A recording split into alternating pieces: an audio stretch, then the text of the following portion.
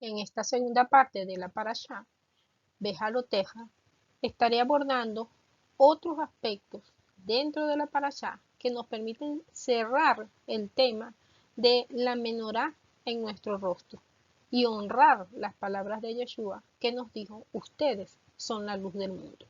Veamos.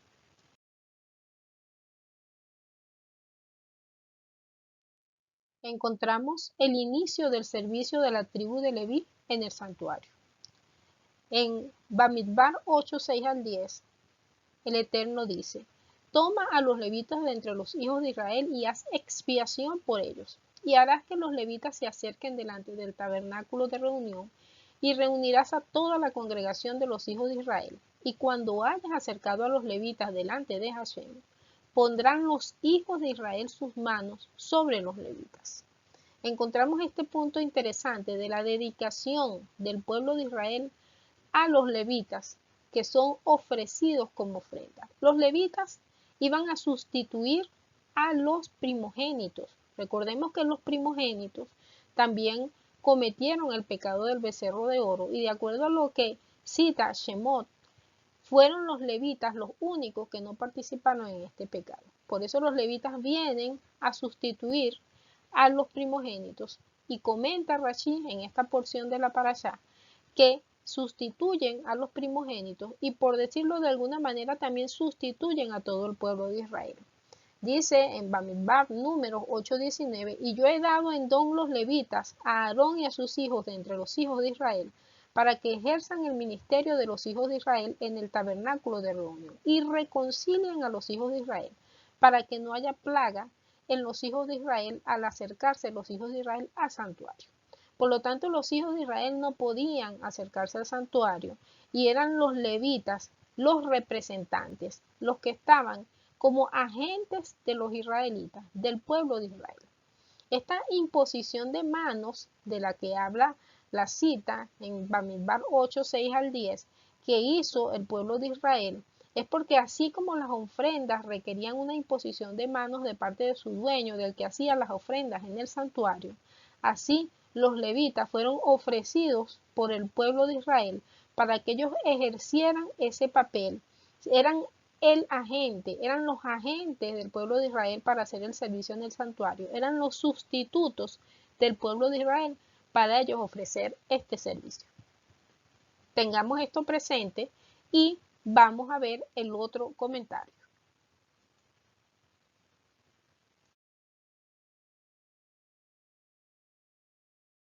Un aspecto interesante es la designación de los 70 ancianos y las palabras del Eterno hacia Moshe. Dice que Hashem dice a Moshe: reúneme 70 varones de los ancianos de Israel, tráelos a la puerta del tabernáculo de reunión y esperen allí contigo, y yo descenderé y hablaré allí contigo, y tomaré el espíritu que está en ti, y pondré en ellos, y llevarán contigo la carga del pueblo, y no la llevarás tú solo. Hay dos aspectos interesantes aquí. El Eterno dice que Él descenderá y que Él tomará del espíritu que estaba en Moshe y lo pondría en ellos. Rashi nos comenta respecto a estas palabras del Eterno, que nos dice que Él descenderá. Él dice que descenderá en una nube, como dice en Bamidbar 11:25. Dice: entonces Hashem descendió en la nube y le habló y tomó del espíritu que estaba en él y lo puso en los 70 varones ancianos. Y cuando posó sobre ellos el espíritu, profetizaron y no cesaron. Estas palabras del Eterno en la Torá encontramos, y lo comenta Rashi, que esa palabra del Eterno descender, aunque no siempre usa el mismo término, por lo menos hay 10 porciones en la Torá donde el Eterno dice que Él descenderá. Aunque no vamos a ampliar todas esas porciones, una de las porciones que podemos comentar es cuando la torre de Babel, que el Eterno dice que descendió a observar la ciudad y la torre que edificaban los hijos de los hombres. También le dijo a Moshe, cuando estaban en esclavitud en Egipto: descenderé para salvarlos. Entonces, en esta paracha encontramos que el Eterno también vuelve a decir que Él descendería. Y vamos a ver qué interpretación le dan los sabios a estas palabras del Eterno.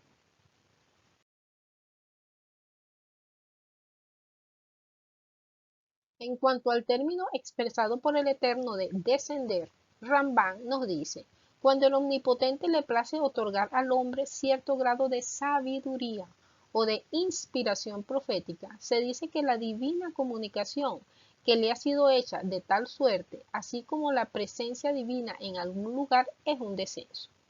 Innumerables veces se usa el descenso para referirse a la revelación de la palabra y gloria de Dios. Y en cuanto al término aire o espíritu, Rambam nos dice, otra sección de esta palabra es la inspiración divina, merced a la cual profetizan los profetas. Esa palabra aire o espíritu, cuando se usa hablando del Eterno, suele tener el sentido de inspiración, siquiera algunas veces indique también voluntad divina. En cada caso, según el texto donde se encuentre la palabra, se considera la acepción que mejor convenga. Y esos son los términos que encontramos precisamente en esta porción de la parashá, cuando se designan los 70 ancianos. Entonces el Eterno desciende para derramar o dar esa inspiración divina cuando se seleccionan los 70 ancianos. Inclusive cita la parashá que habían 2 personas de los escogidos entre los 70 ancianos que quedaron en el campamento, pero también recibieron ese espíritu, esa inspiración divina que les permitió profetizar aún en el campamento. Entonces, ese descenso del Eterno que cita en varias porciones de la Torá nos habla de esa presencia para revelar su palabra, revelar su voluntad, revelar inclusive juicio o revelar promesas, como de hecho ocurre en varias porciones de la Torá. Veamos otro comentario al respecto.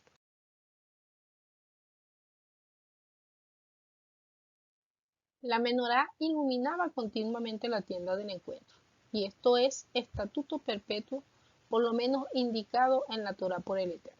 Sin embargo, sabemos que históricamente fue destruido el primer templo, fue destruido en el año 70 después de la venida de Mashiach, fue destruido el segundo templo.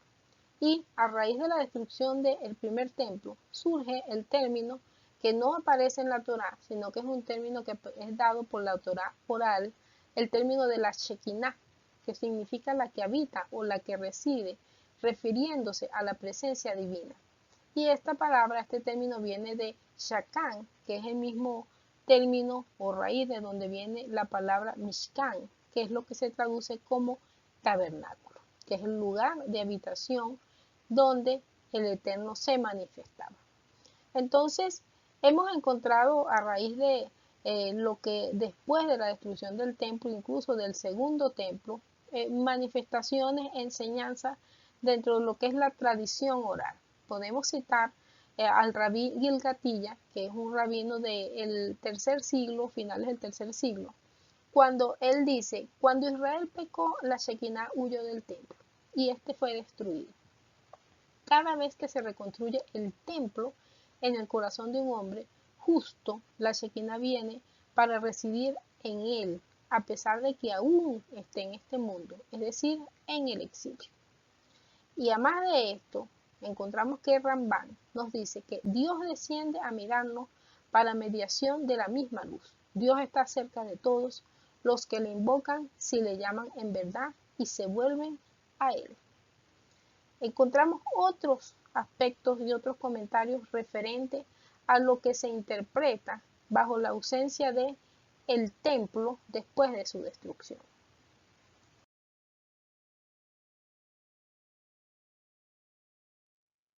Y haciendo alusión a esa presencia, a esa Shekinah, Rambam cita, cuando el perfecto haya impreso bien esta idea en su alma, es decir, de la presencia del Eterno, se sentirá penetrado del temor de Dios, de humildad, de piedad, de verdadera y no simulada reverencia y respeto para con Dios. Y luego él expresa una añoranza por el cumplimiento de la profecía anunciada por Yesayahu en el capítulo 35:5 y en el 9:2. Cuando él dice, así nos concediera, es decir, sí, el pueblo de Israel tiene convicción de la presencia del Eterno aún en el exilio para que se llene de temor, de humildad y todo lo que él describe al respecto. Y él dice, así nos concediera a nosotros y a todo Israel con nosotros lo que nos había prometido. Entonces los ojos de los ciegos serán abiertos y las orejas de los sordos destapadas. El pueblo que andaba en tinieblas ha visto la luz. los que moran en sombra de muerte, luz resplandeció sobre ellos. Y esta añoranza para que resplandeciera esa luz sobre el pueblo de Israel se cumplió. Y se cumplió y fue anunciado por los discípulos de Yeshua. Lo encontramos en Mateo 4, 14 al 17, cuando citan las mismas citas que dio Maimónides en cuanto a Isaías, que anunció esa luz que iba a resplandecer en las tinieblas. Y dice Matatiahu, tierra de Zabulón y tierra de Neftalí, camino del mar, al otro lado del Jordán, Galilea de los gentiles. El pueblo asentado en tinieblas vio gran luz, y a los asentados en región de sombra de muerte, luz les resplandeció. Y luego, en el contexto de esta referencia que hace el autor de este Mesorot, dice: arrepiéntanse porque el reino de los cielos se ha acercado. Es decir, que se acercó, que descendió, que la presencia a través de el Mesías para revelarse, para hacer cumplir la profecía que había sido anunciada a través de los diferentes profetas, y específicamente citando aquí al profeta Isaías.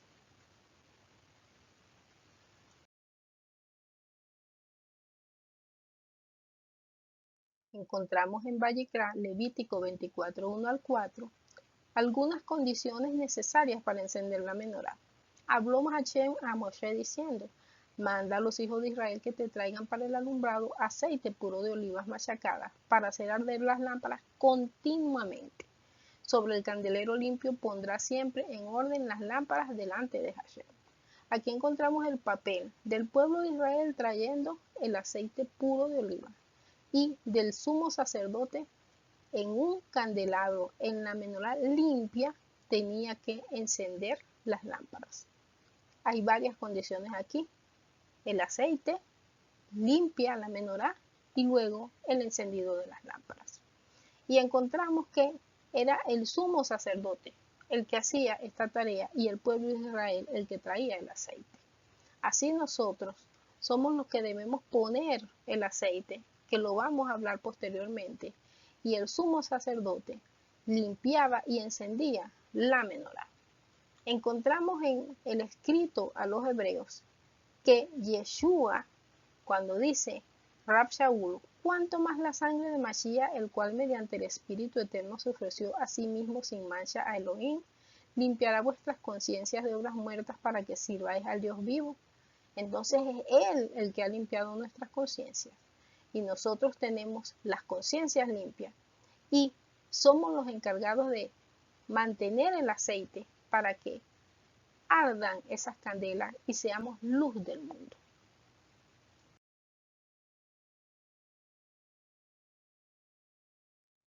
Entonces es posible mantener encendida la menorá en nuestras vidas.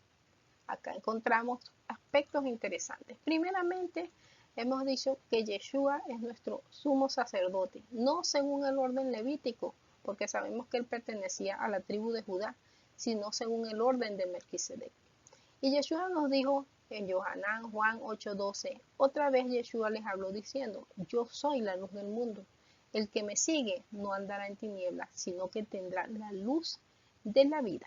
Así que Yeshua nos ha dado esa base para sostenernos y darnos luz, y de su luz tomamos luz. Dice él, y nos prometió y dijo: y yo rogaré al Padre y les dará otro consolador para que esté con ustedes para siempre. Y cuando él venga, refiriéndose al Ruach HaKodesh, al Espíritu, convencerá al mundo de pecado, de justicia y de juicio. Y aquí tomamos la explicación y la idea y enseñanza de esta parashá, cuando el Eterno prometió que él descendería al pueblo de Israel y lo encontramos en varias porciones de la Torá, donde él dice que descenderá y que descendería según las mismas explicaciones que nos dan los sabios. ¿Para qué? Para revelarse, para mostrarse, para hacer ver su voluntad para su pueblo. Y él nos envió a Yeshua para que se diera en sacrificio, y hoy intercede por nosotros. Hoy es nuestro representante delante del Padre Eterno y nos envió a su Espíritu. descendió su espíritu para que nos dé, ¿cuál es el propósito? Que nos dé convicción de pecado, de justicia y de juicio. Y nos dice también que no nos dio espíritu de cobardía, sino de poder, de amor y de dominio propio, para dominar nuestras pasiones, para dominar nuestros sentidos, para proclamar y ponernos delante de su presencia, como dijo el salmista, Tehilín 51, 2 y 3, lávame más y más de mi maldad y limpia de mi pecado, porque yo reconozco mis rebeliones y mi pecado está siempre delante de mí. Así nosotros debemos vigilar de que nuestros candelabros estén limpios, que la menorá esté encendida, de añadir aceite para que pueda arder esa llama y podamos, como dice Primera de Juan 1:7, pero si andamos en luz, como Él está en luz, tenemos comunión unos con otros. Y la sangre de Yeshua HaMashiach, su Hijo, nos limpia de todo pecado. Así que Él nos limpia de pecado, limpia nuestras conciencias y Él nos da las herramientas, nos da la ayuda de su Ruach HaKodesh, que nos da la convicción de pecado y nos toca a nosotros esforzarnos en mantener esa menorá limpia. Así que veamos esta última parte y cierro estos comentarios.